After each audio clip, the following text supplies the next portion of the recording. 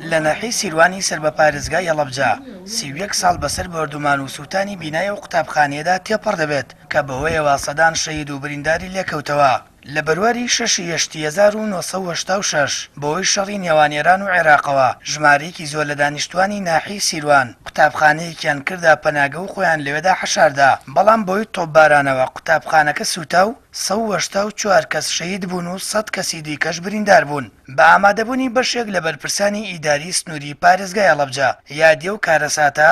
کرایەوە. دیارە دوای 31 ساڵ لێرەوە ئێڵەمە و قوربانیانە وەک پێویست قەرەبیم نەبادی نەمانەوی نەکراونەتەوە و نزیکی 2 ساڵە زۆرینەیان نزیکی 80 کەسیان کراون بەش وەکو شەهیدی هاوڵاتیش ساویان بۆ پێ نەک جینۆساید.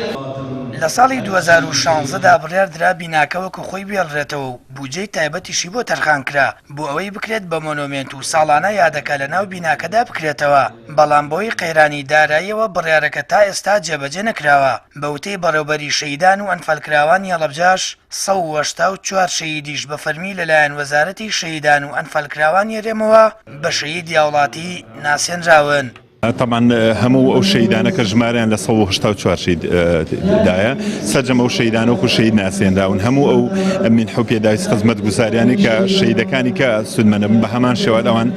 سودمەن ئەمنی. یەکێک لە کەسوکاری قوربانیەکانی بیناسوتاوەکە لە هەوڵدایە وەک پرۆژە ڕووداوەکە بکاتە دیکۆمنت و چیرۆکە تراژیدیەکان لەسەر سووتانی قوتابخانەکە کۆبکاتەوە. بە نمونەیە یەکێک لەو چیرۆکانە کەسێک بوو کە لە ئیسا ئاوایی ڕۆسەمبەگە بە مردووی ئەشۆرێت کفنەکرێت دەبرێتە سەر گۆڕستان لە کاتی ناشتنیدا زیندوو دەبێتەوە. ئەمانەیە ئەم چیرۆکانە بێنین بەڕاستی کۆیان بکەنەوە لە ئەرشیفێکدا لە دووتێی نامیلکەیەکدا بێ کتێبێکدا بێ ڕۆژنامەیەکدا بێ بە ئەرشیفیان خەڵکی تیابوو ئەم سێ ژوورە زۆرترین خەڵکی تیابوو. یەکێک لە شایەت حاڵەکان لەو ساڵەدا لە نزیکەوە بینیوێتی ئاگر لە قوتابخانەکە بەرز بۆتەوە و چۆنیەتی وەکاری سووتانی دەیانە وڵاتی بۆ پەیام دەگەڕێتەوە.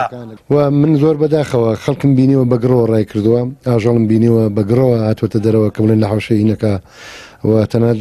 بیرمێت کە ئافرەتێک خوالی خۆش بێت گڕی پێوە بوو بەگرەوە چاتە دەروی بیناکە ئێستا ئەمری خۆی کردوایەوە و بینیومە کە خەڵک چۆن ڕای کردو بە سەردەم ناڵەکانەوە دوای نەگەڕاوەتەوە بۆ نمونە کاک ئیسماعیل خوافیکە خەیات بوو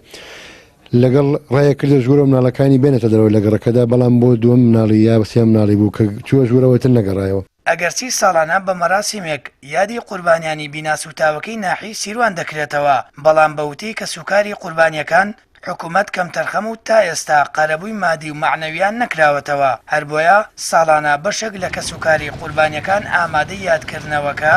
نابن. زۆرن ئەو ڕووداوە تراژیدانی کەوا لە ڕابردوودا بەسەرگەلی کووردا هاتووە لە بیناسوتاوەکەی سیروانیش بۆی شەڕی نێوان عێراق و ئێرانەوە زیاتر لە 200 کەس سووتان و بوونە قوربانی. هاوڵاتیانی ناحیەی سیروانیش دەڵێن پێویستە ناوی ئەم بینایە بگۆڕێت بە ناوی بینای مەرگ. سامان فتاح کەناڵی ئاسمانی پەیام ناحیەی سیروان.